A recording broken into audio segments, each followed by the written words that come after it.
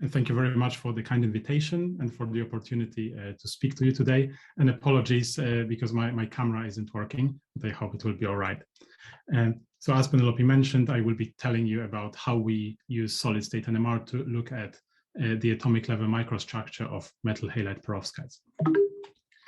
And to understand why the materials community has been so enthusiastic about these materials, it's sufficient to have a look at how the efficiency of perovskites in solar cells has changed over the past decade. And you will appreciate that it increased quite dramatically from around 3% to over 25%. And this spectacular improvement has been entirely possible thanks to the unique tunability of metal halide perovskites. In other words, the capacity to mix different components inside the crystal structure to tune the properties. And there's a variety of different structural components, the A-side cation, which is a monovalent cation, and the metal halide sublattice, which can accommodate different metals and different types of halides. So let me show you an example of how we can use this tunability to change the performance. Until very recently, one of the best performing materials in solar cells was this methylammonium formamidinium lead iodide, which features a mixture of two cations. However, you can make it substantially more efficient and stable by doping it with cesium. And this is a landmark study from 2016. And this triple cation composition that results is by far the most prominent and efficient composition used in the field today. Now, as chemists, we may want to ask the following question. If not all of the cesium gets incorporated into the perovskite structure, what other cesium-containing phases can be formed? And in this particular case, the situation is quite simple. We may end up with unreacted cesium iodide, or we may form two different types of cesium lead iodides. However, in practice, in practical applications, we don't want to limit ourselves to cesium doping and using a single halide. We want to use different dopant cations, such as rubidium and potassium, and also mixtures of halides, because this is what allows us to tune the band gap and the range of the absorbed, the range of the light spectrum that is absorbed by the material. However, as soon as we do that, we realize that now the number of possible impurity phases that are formed just goes through the roof, and it's extremely difficult to study the composition of these materials using, say, diffraction techniques. So the question I want to ask today is, how can we approach studying the phase compositions of these complex mixtures of phases? And solid-state NMR is the way to go. As we are all aware, it's an excellent way to study multi-component phases. And I've selected a set of examples here that I would like to share with you to convince you that that this is the way to go for the atomic level structure characterization in these materials. So I've selected several cesium-lead halides in this case, and I've chosen this class of materials because cesium-lead halides form a variety of different crystal structures with different topologies. So we have a 3D perovskite structure here on the right-hand side, a two-dimensional layer structure, one-dimensional chain structure, as well as a 0D phase with isolated octahedra. Now we can prepare each of these structures experimentally. We can do it for iodides, for bromides, and for chlorides. And the first thing you realize by looking at it is that each of these phases, as well as the precursors which we use to make these phases, has a unique shift which identifies it in a mixture of phases, which means that even if we had a mixture of all of these 16 materials, we would still be able to identify and quantify each of them in a mixture.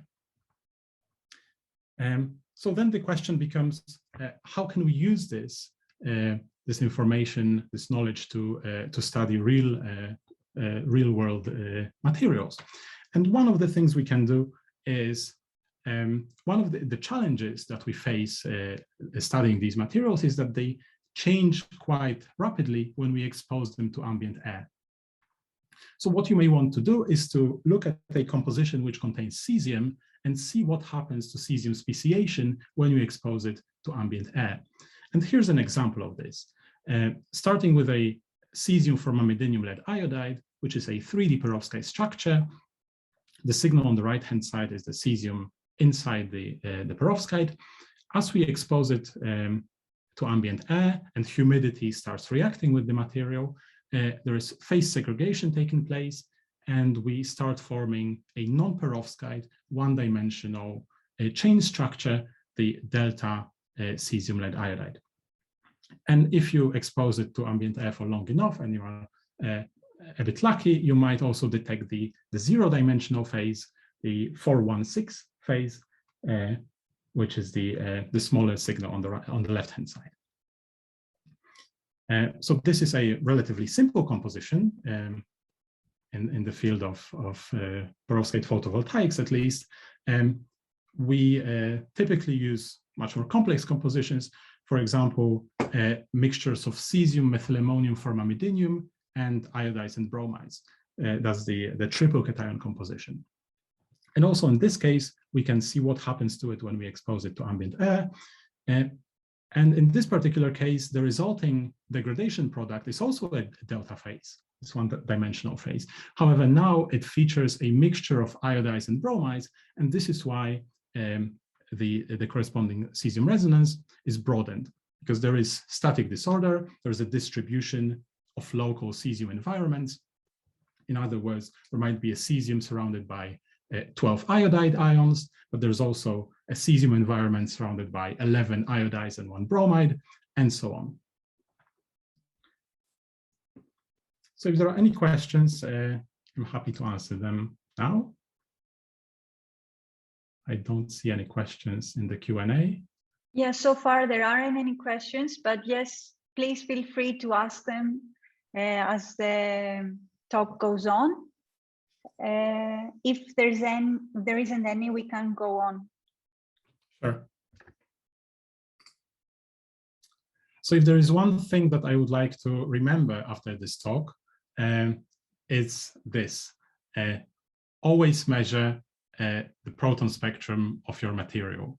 And this is something that maybe if you come from the community of people looking at organic solids, proton spectra are not very well resolved. So we often say, well, let's not measure the proton spectrum because it's going to be a blob. Well, in halide perovskites, the situation is quite different. And I would like to tell you a short story that happened to me very recently to drive this point home.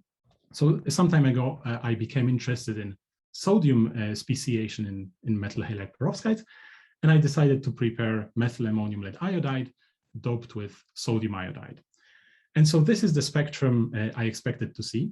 It has 2 peaks because there's a CH3 and NH3 group in methylammonium lead iodide. However, what I kept getting consistently is the following spectrum. And when I first saw it, I thought, well, I must have been terribly clumsy. I packed the sample into a wet rotor, but I tried it the second time, the third time, and I consistently kept getting this narrow peak.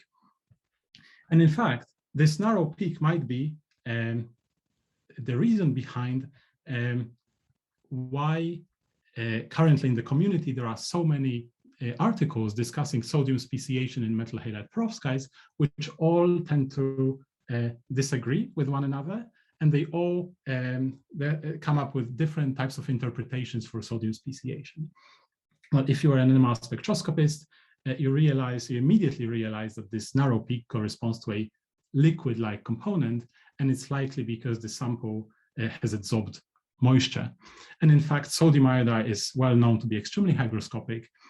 So what must be happening here is that the sodium iodide is absorbing moisture, creating a liquid-like phase within the material, which leads to this variability observed in device and optoelectronic studies. Now, I won't go into detail on what happens to sodium hydration in methylammonium lead iodide because it's quite complex, but I will show you about tell you about a simpler example which is anhydrous sodium iodide, the doping precursor.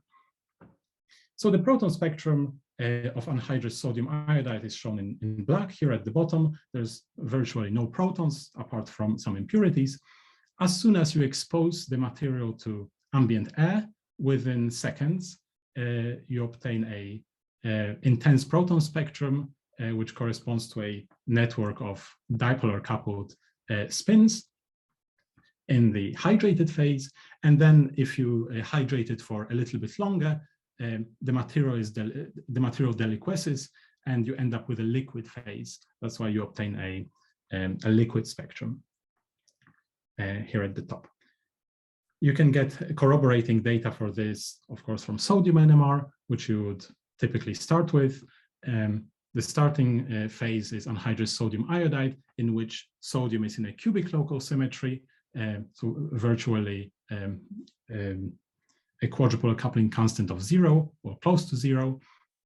And then when it hydrates, the local environments of sodium becomes substantially more asymmetric because there's water coordinated to sodium, and this is what causes this broad quadrupolar line shape on the left-hand side to appear.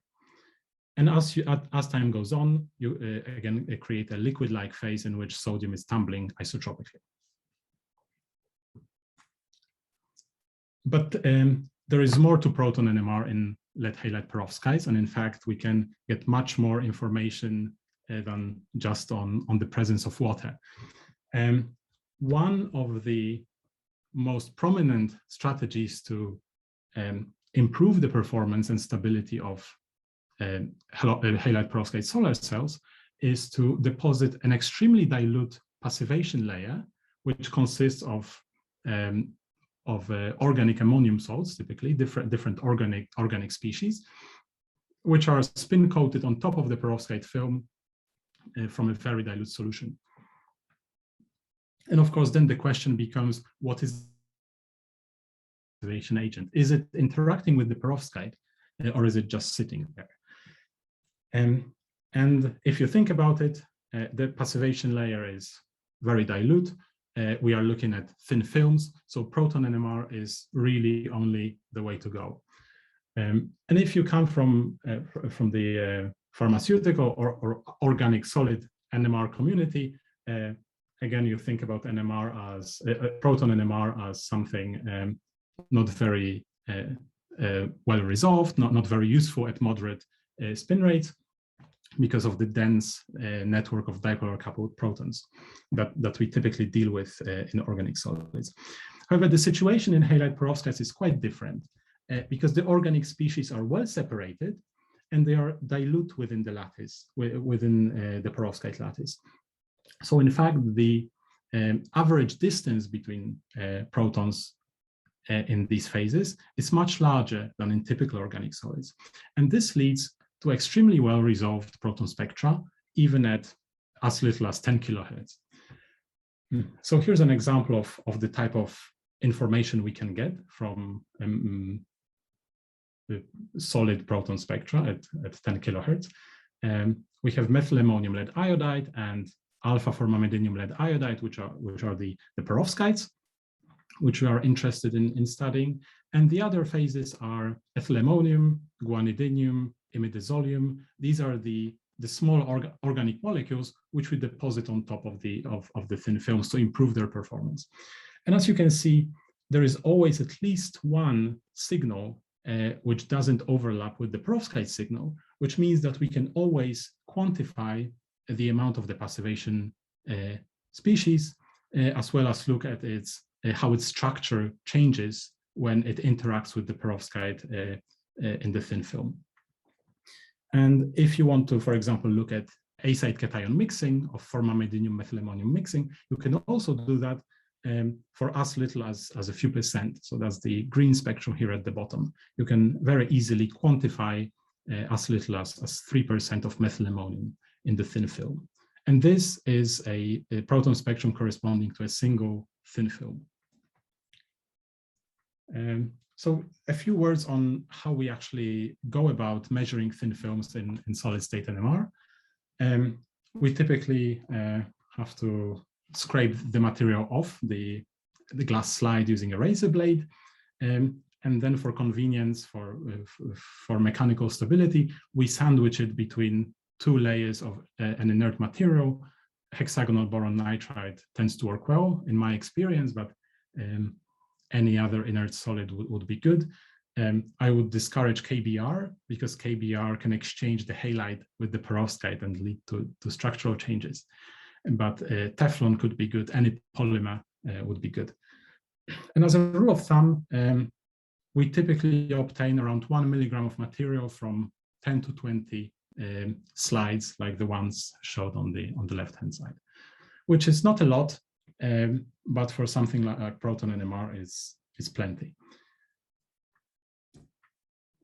So let's have a look at the type of information we can get from Proton NMR on a few films like that. So here is the proton fingerprint of cesium formamidinium lead iodide passivated with ethylammonium iodide. And as you can see, the ethylammonium signals are well resolved. And this means that we can start comparing this to some reference phases. And one of the possible phases is ethylammonium iodide, which is the dopant. And clearly, the signals don't match, the line width doesn't match. So clearly the precursor has reacted with the perovskite once it's been deposited. Another possibility is that the precursor has reacted to form ethylammonium lead iodide, which is a low-dimensional non-perovskite structure. It's a one-dimensional chain structure. And in this case, the match is much better. The signal positions are almost, they're very similar, and the line widths are almost identical. So ethylammonium lead iodide is our, that's likely the resulting structure of the passivation agent. Now, this still doesn't answer the more important question, which is whether the passivation agent is physically connected to the perovskite layer. I will just remind you that we deposit this agent from isopropanol, which doesn't dissolve the perovskite. So in principle, there is we wouldn't expect the passivation agent to react with the perovskite or to physically attach to it. However, we have a very powerful probe of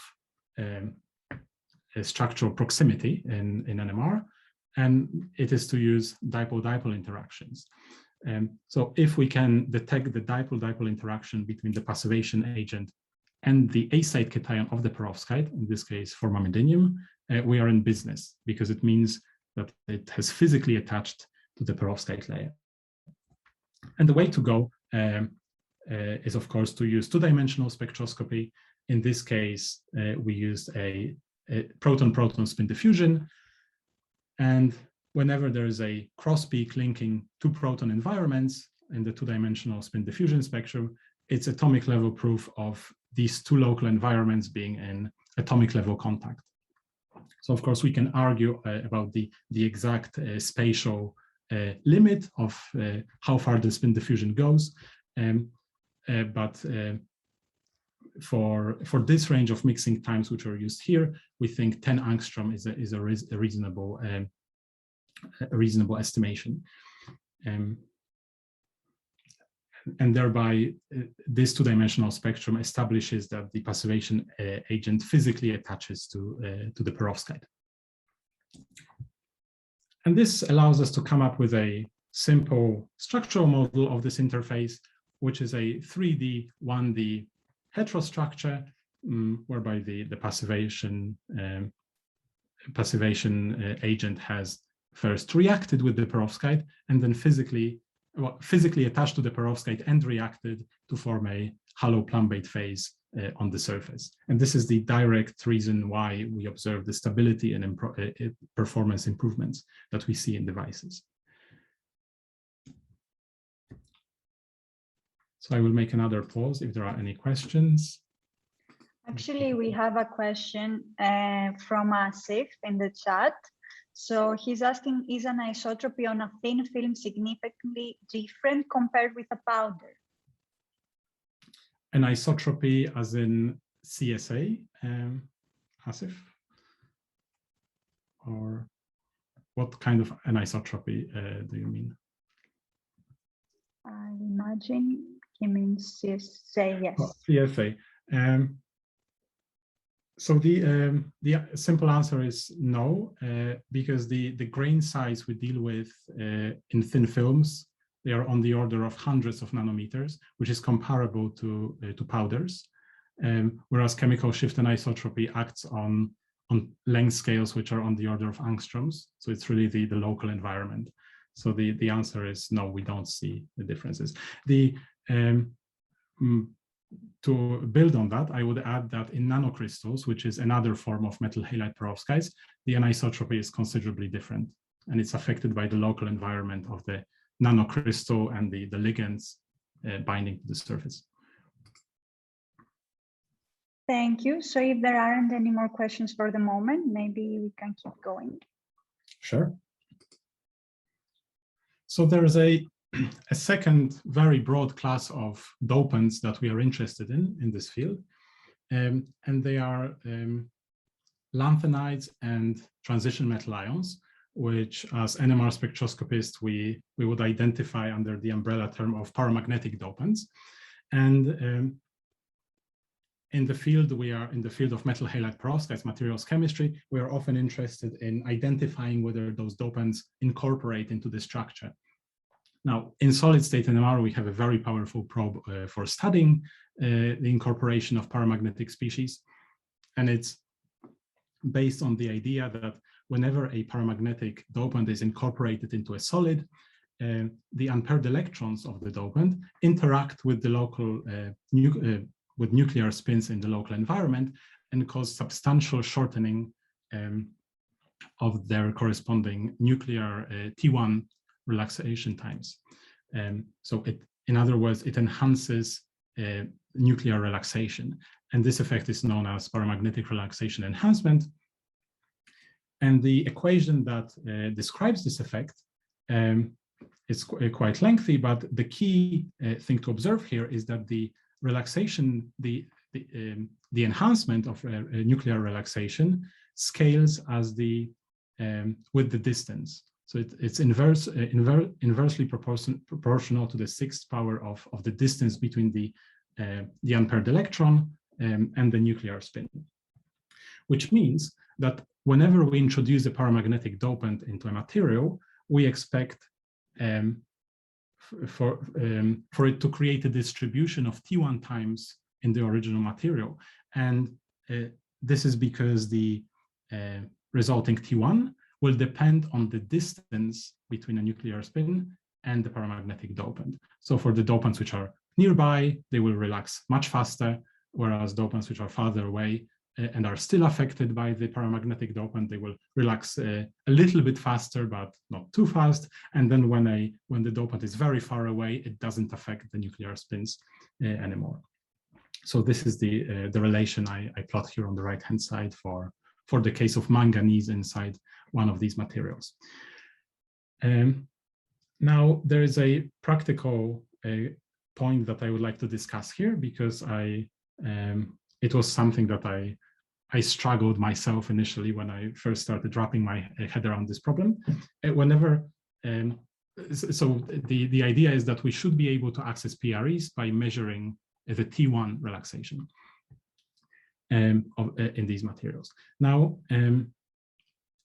in order to measure T1, we need a list of increments in an experiment like saturation recovery or inversion recovery, which describe the recovery of the magnetization. And this is the typical curve we obtain in our favorite software, which we believe to describe the recovery quite well. However, we have to remember that the distribution of T1 values, which is created by paramagnetic dopants, it spans several orders of magnitude. So in fact, if we were to plot this curve on the logarithmic scale or logarithmic linear scale, we see that most of the curve is actually not described by experimental points. So this is not very good, in fact, if there is a distribution of T1 values spanning from milliseconds to tens of seconds. And this is why it's essential to, whenever dealing with PREs is to create a VD list, so a list of T1 increments, which is equally spaced on the logarithmic axis when plotted on the logarithmic scale. And the easiest way to do this is simply look at the logarithm, use Excel, plot the logarithm of the time value you are interested in, so 10 to the power of -4, -3.9, and use increments which are spaced equally, and then calculate the actual increment from this. And this, the value on the right-hand side will be the input for the VD list that you can then use to measure a very accurate T1 recovery. And so here's an example of how this works in practice. Here we were interested in cesium-lead bromide, which is a 3-dimensional perovskite doped with manganese, and it's a very prominent material for light emission.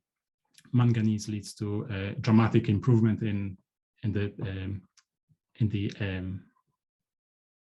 the yield of luminescence from this material. And as you can see, the material which is not doped with manganese has a T1 on the order of 10 seconds. Now, as soon as manganese, actually first, before introducing manganese, we can look at the material which is pure manganese, cesium manganese bromide, and it has a very fast relaxation on the order of milliseconds. However, as soon as manganese is introduced, we observe a recovery which is not mono-exponential anymore.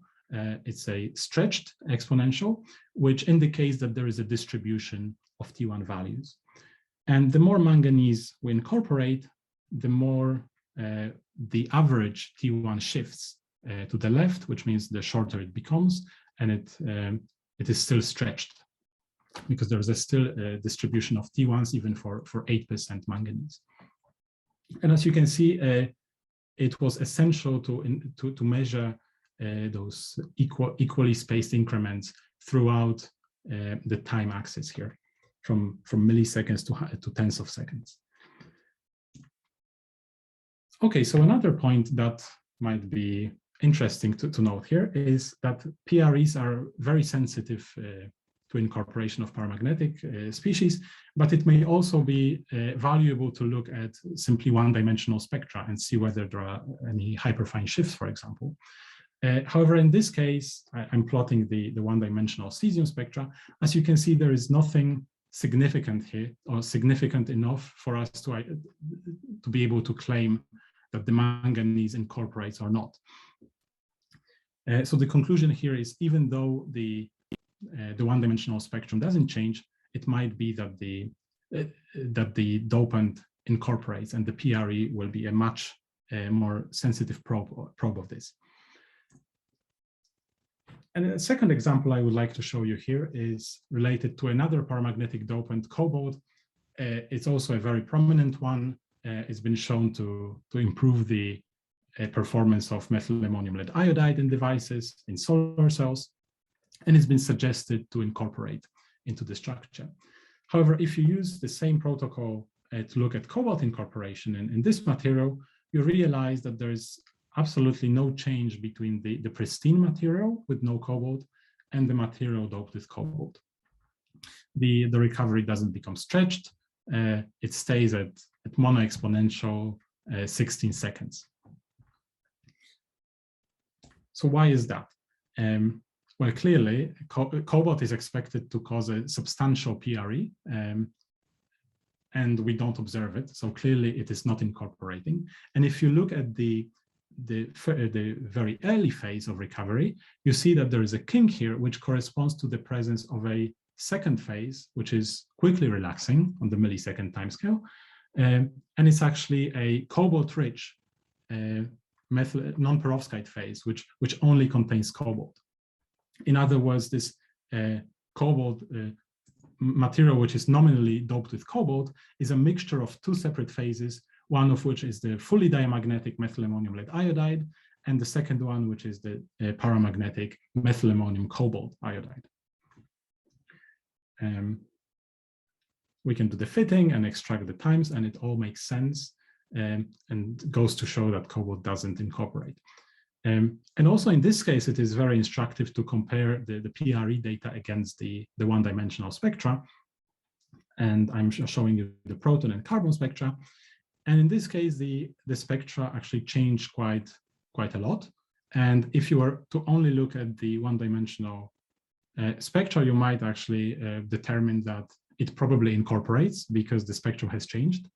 But in reality, these effects, this broadening, is simply related to there being a paramagnetic species within the sample. So it's a bulk magnetic susceptibility effect rather than a structural change. So it is only by having the combination of several different types of data that we can unambiguously determine whether the dopant is incorporated or not. I will make another pause. Yeah, we don't have any questions in the Q&A, but I was wondering actually, so in principle, should we trust more the PREs? Because in both cases, they seem to give the correct answer compared with peak shifts or line shape changes. Or is there maybe a third parameter that we would rely on to make sure? Yes, PREs are the most reliable piece of information if you can measure them directly on the material that you're interested in. A corroborating piece of information would be EPR for manganese, which, if the manganese is dispersed within the host lattice and it's not too concentrated, then the EPR will be well resolved. You will see the hyperfine of the manganese. If, as in the case of cobalt, the cobalt forms a cobalt-rich phase, so the cobalt is very concentrated, you won't be able to detect the cobalt EPR spectrum because of the cobalt dipole-dipole interactions between electrons. Nice. There is a question also from an anonymous attendee. He's clarifying that he's not from NMR-related studies, but he wants to know, they want to know paramagnetic dopants, which paramagnetic dopants are better? Which paramagnetic dopants are better? Different dopants are used for different types of applications. For example, for light emission, lanthanides are very good because the F electrons, there are optical transitions between the F electrons which render them useful for light emission applications. Manganese is also good because the DD transitions, they substantially enhance the luminescence yield. We have previously used europium, for example, to stabilize a certain type of perovskites. It didn't have to do with emission properties. It was more of a structural change by incorporating a cation of the correct size to stabilize the lattice. So there is no simple answer. It really depends on the application. And we have also another question in the chat. Can you explain how dynamics and hyperfine couplings are incorporated in the PRE model? How is the phase rigid solid versus less rigid versus solution of the system incorporated in this model? The question is also in the chat, Dominik, if you want to read it. Right.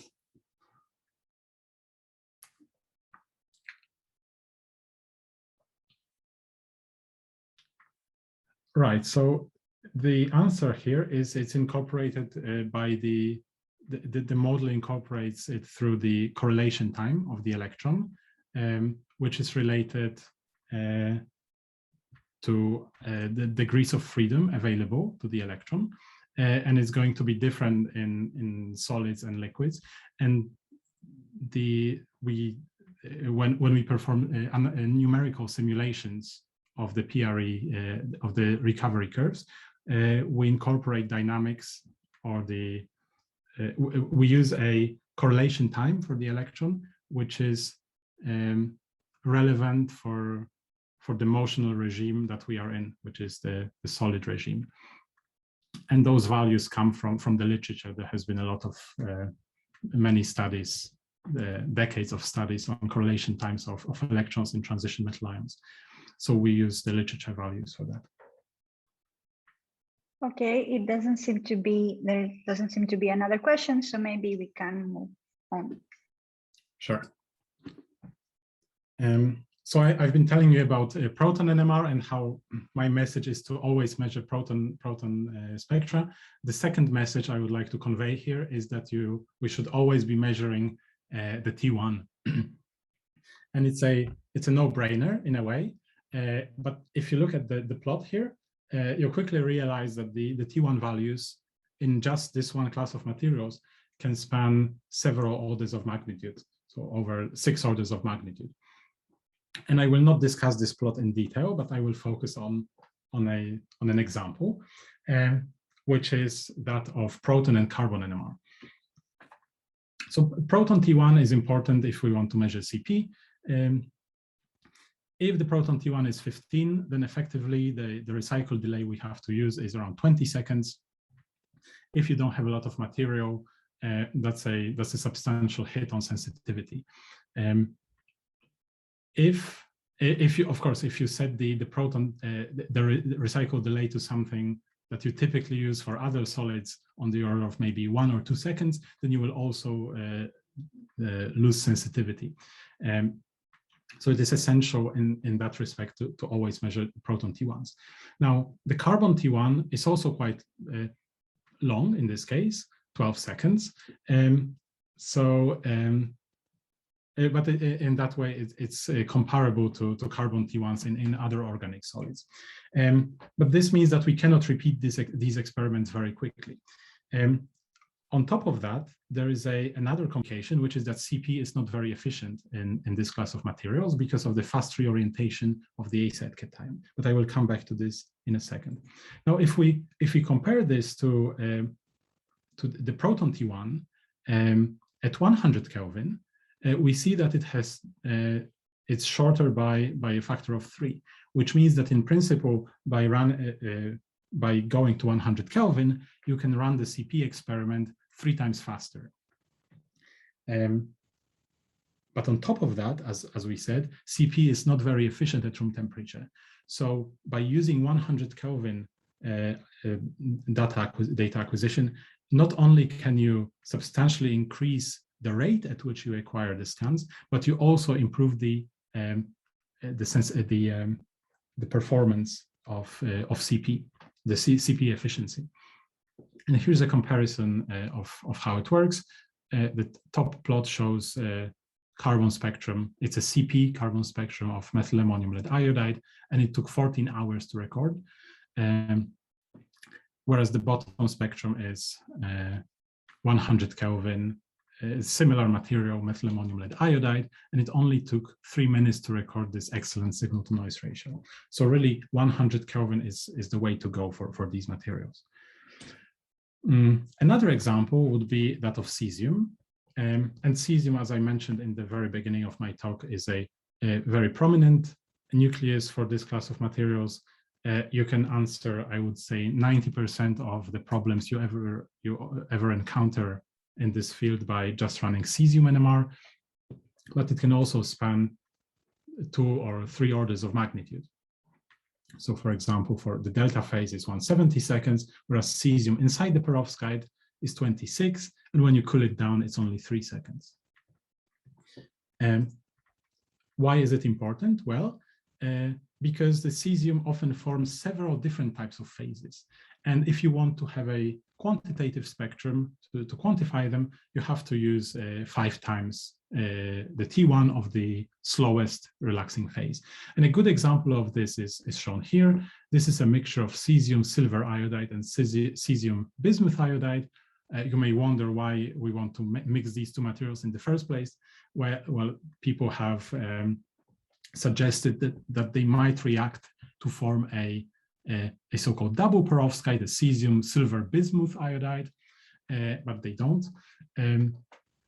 But what you end up with is a mixture of these 2 separate phases. And if you use a typical D1 of, say, 30 or 60 seconds, the spectrum is not quantitative. You have to go much, much longer in order to be able to quantify these 2 phases. So this is how it looks like for carbon, proton, and cesium. But this question of setting the right recycle delay is even more dramatic for tin NMR, and tin halide perovskites are a very prominent class of perovskites which are being intensely investigated for optoelectronic applications. They have their challenges. They're not very stable. They oxidize very easily. And solid state NMR has the capacity to reveal these redox processes. And I will again focus on a few key things here. The first one is that the T1, the tin T1, can change by 6 orders of magnitude by simply changing the halide. So going from methylammonium tin chloride, 60 seconds, to methylammonium tin bromide, 5 microseconds, and then methylammonium tin iodide, 0.6 milliseconds. And if on top of that, say you have tin, beta tin, which is metallic tin in the material, it has a T1 of 0.1 milliseconds or 100 microseconds. If you want the spectrum to be quantitative, if it contains a mixture of methylammonium tin chloride and beta tin and methylammonium tin iodide, you want to set the recycle delay to 5 times 60. Otherwise, the chloride component will simply not be quantitative. It is a very serious consideration here. Another interesting point is, so the species on the left-hand side, they feature tin in the 2+ oxidation state. But as I mentioned, it oxidizes very easily to the +4 oxidation state. And some of the resulting species are the methylammonium tin bromide, methylammonium tin iodide, and tin iodide with tin in the +4 oxidation state. And here, if you just compare tin iodide and methylammonium tin iodide, simply by changing thinking in terms of structural chemistry, by changing the coordination of tin from tetrahedral to octahedral, the T1 goes from 12 seconds to 1 milliseconds. That's 4 orders of magnitude. You may want to also compare methylammonium tin bromide and methylammonium tin iodide. In this case, the coordination remains the same. We simply change the halide, and again, we go from 10 seconds to 1 millisecond. So these structural changes, the changes in relaxation are quite dramatic compared to what happens within the structure. And you can only elucidate this by measuring the T1. There's no other way to predict it. And here's an example of how having this library of T1s allows us to look at quantitative tin data in real life materials. So we've been interested in studying tin speciation in cesium bismuth iodide. It's an interesting material because the tin, it exists in a mixture of 2 different oxidation states. It's so it's in both 2+ and 4+.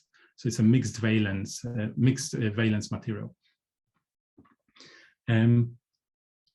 So as we mentioned, there are the T1s can span from milliseconds to seconds. And if you want to acquire a quantitative spectrum, if you want to quantify the halide component or the oxide species, you have to use a recycle delay on the order of 100 seconds.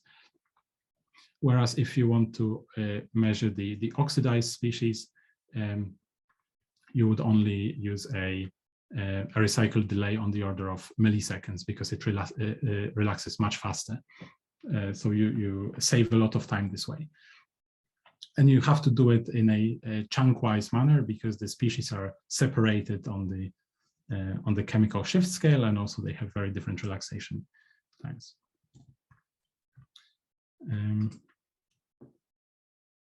There are a couple of questions, so maybe I will go back to this. An anonymous attendee asks, why is the T1 different in different samples? That's for tin. That's a very good question. And it's because the relaxation mechanism for tin T1 is different depending on the halide. So for the chlorides, it's driven by most likely dipolar relaxation. whereas in bromides and iodides, there is another relaxation mechanism, and we've identified it to be the scalar relaxation of the second kind,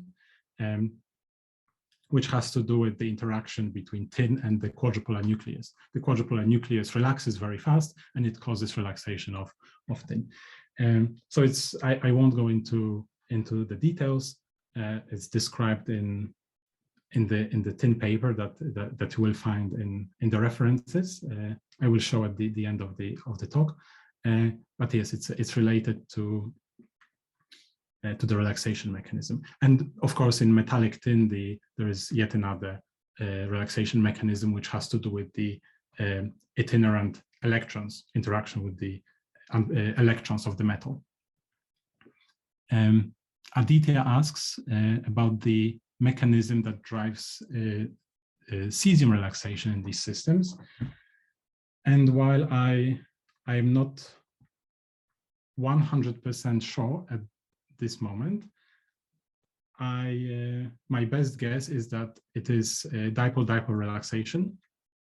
And it's because the relaxation rates for dipolar relaxation are relatively small, and cesium relaxation, cesium T1s are very long, which is consistent with small relaxation rates. But this is something I will have to think about a little bit more. Thank you for this question. So now going back to where we were, there is one more nucleus that I would like to discuss in the context of looking at T1. And it's lead 207. And it does something very interesting when we, depending on whether we measure the T1 with or without MAS. And what I'm showing you here is the lead T1 measured for lead iodide and 3 different perovskites with different halides under static and MAS conditions. As you can see, what happens is as soon as the sample starts spinning, the T1 decreases dramatically. And so this is a mechanism, another relaxation mechanism that is at play here, and it's been discovered fairly recently. It's a so-called MAS-induced halogen polarization exchange mechanism, and it has to do with the crossings of the energy levels of the lead resonance frequency and the energy levels of the quadrupolar nucleus, the iodine. And there are 3 excellent references that I cite here. The first one from the Dubowski group, which discusses this effect in lead iodide. Then the Rosales et al. From the Rossini group, which identifies this effect in different types of perovskites with different halides. And finally, the Dvinsky group, the final one, which introduces this MAS-induced halogen polarization exchange mechanism in more detail and with the full theoretical treatment. So why is this important? Well, because lead NMR is a very powerful probe of structure in these materials. And here on the right-hand side, you can see a small library of different compounds and their corresponding lead spectra. The key message here is that you can determine not only the halide, but also the A-side cation based on the lead chemical shift. And this is true for chlorides and bromides, not so much for iodides. And another interesting thing about lead is that it gives you a very clear distinction between the alpha perovskite phase, the black photoactive phase, and the delta non-perovskite phase, which is the yellow phase that we don't want. The spectra are quite different, and you can use it to distinguish them.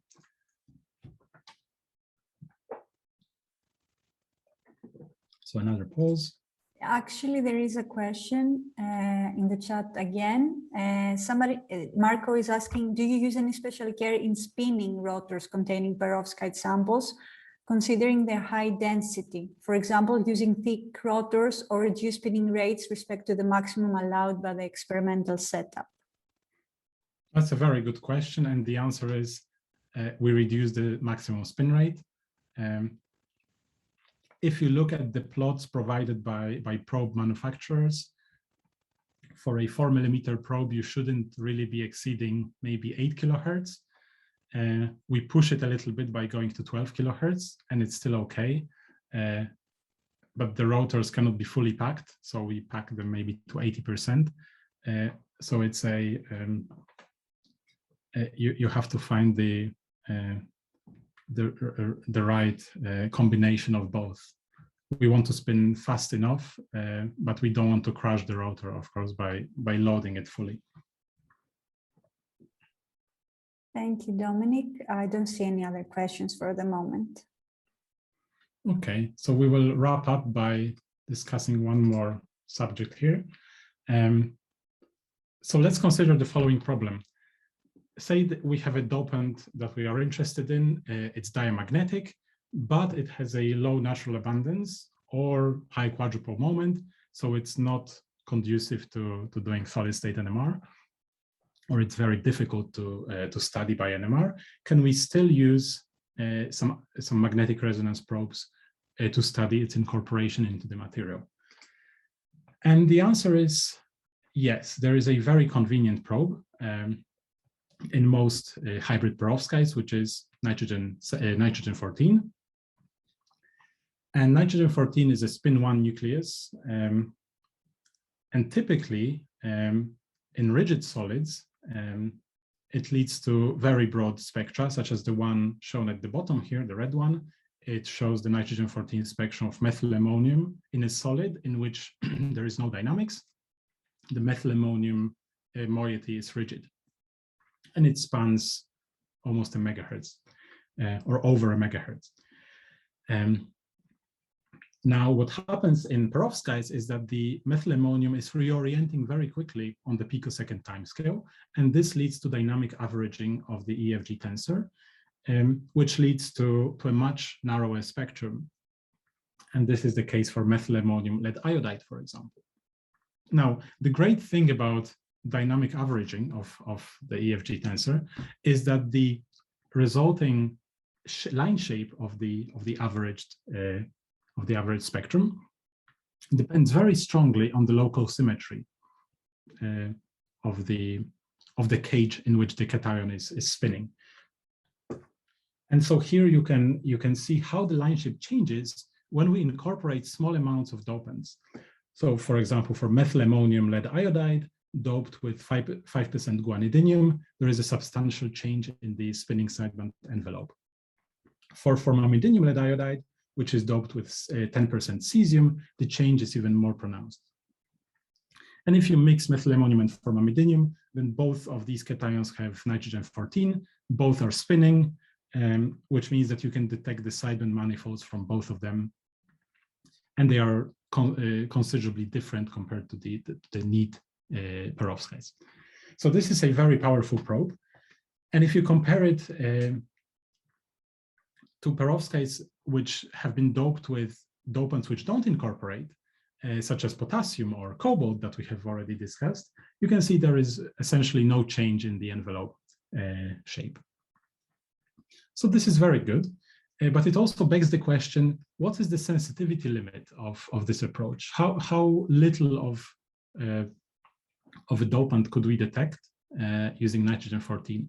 Or is there a more sensitive way for detecting doping? And the answer is yes, there is an even more sensitive nucleus in these materials, and it's the halogen. However, the halogen NMR is extremely challenging, and as elucidated in this paper by Laura Pifto, the halogen atoms have very high quadrupole moments, and on top of that, they are in the perovskite structure, they are in a highly asymmetric environment, which leads to very high quadrupole coupling constants and extremely large EFGs. And in the case of iodine 127, the spectrum is so broad that it exceeds the dipolar interaction. The quadrupolar interaction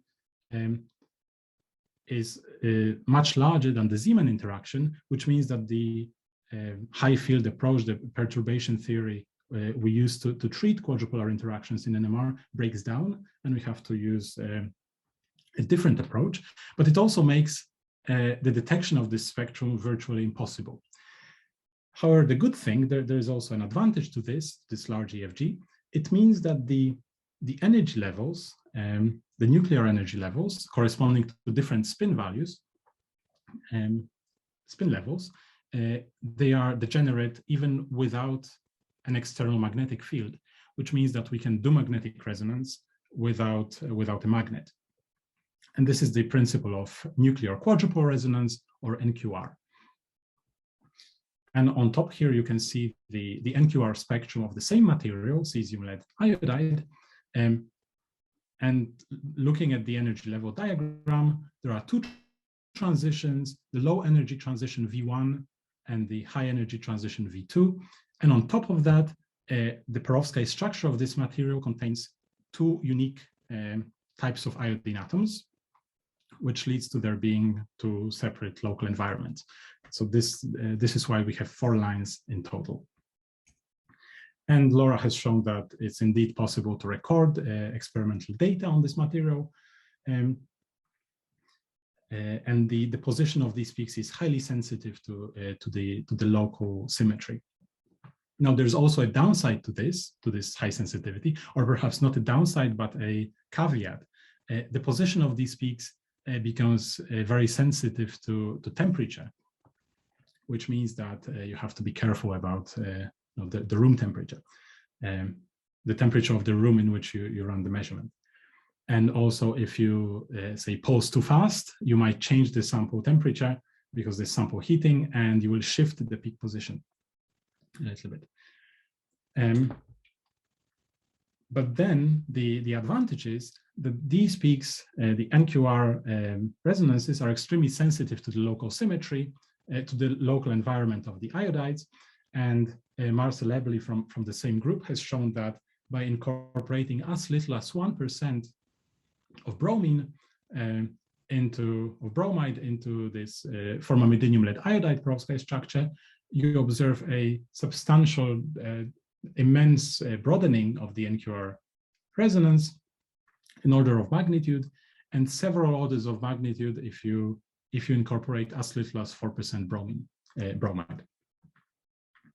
So it is indeed a very powerful way of studying small amounts of dopants that you couldn't study using other NMR techniques. And I will finish by showing you an example of how we can use this and compare this actually to nitrogen-14. We have recently devised a way of stabilizing formamidinium lead iodide, which is one of the most desirable halide perovskites in the community today. However, it suffers from a transformation from the perovskite phase to a yellow non-photoactive phase. And we've devised a strategy which changes the octahedral symmetry by templating the material, the way we grow it. So using high resolution diffraction techniques, we are able to confirm that the structure is very, very slightly different in the case of the templated material, and the templated material is substantially more stable. Now, if you look at the nitrogen-14 spectrum, there is virtually no difference. However, if you look at NQR, which is the second method, you can see that there is a very small change to the local environment of the iodine, and it is thanks to the much higher sensitivity of NQR that we can detect this structural change using magnetic resonance as well, in addition to the high resolution diffraction techniques. So I will skip this because it's less important, and I will just direct you to, there are 3 excellent reviews of solid state NMR in these materials. One is by Laura, one is by myself, and another one by Wouter Fransen. and they all discuss different types of different aspects of studying metal halide perovskites by magnetic resonance. So I strongly encourage you to have a look. And with this, I would like to thank you very much for your attention, and I will take more questions. Thank you very much, Dominik, for this very clear and educative talk. We might wait maybe for a few minutes to see if anybody wants to ask a question. I had a question related to the lead work, and generally in all of the nuclei that you show that we can use, apart from the chemical shifts, so you can extract a lot of information from line shape analysis as well. For example, from your first proton NMR spectra that you showed at the beginning of your talk. Yes, so the line shape in the proton spectra, it was just there was broadening in one of the phases. That was simple dipolar broadening, and there was less broadening in the perovskite phase. And as we said, is because there is the dipolar network is much more sparse in metal halide perovskites. So in that sense, it's a very qualitative result. However, as you pointed out, in lead data, we can sometimes detect CSA patterns, which is the added value of the added information in those kinds of materials. However, in most cases, most of these materials are cubic, which means the CSA is nearly zero, and the broadening we see is related to other factors, so J coupling to the halogen, typically.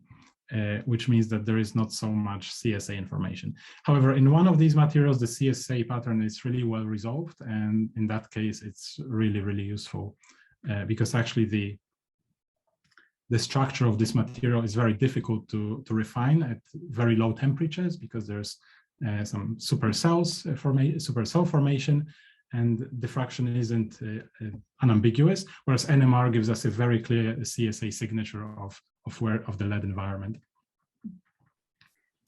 Thank you. There is also another question from Ispan. Is DNP possibly useful for these materials?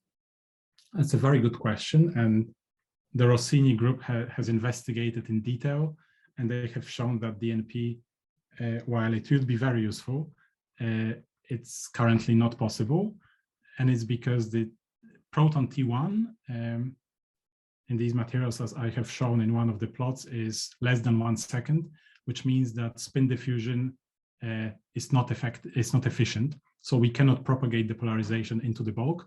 And even measuring surface enhanced DNP, it's challenging because the diffusion, the proton polarization at the surface gets quenched so quickly that we don't see any enhancements. So work in progress.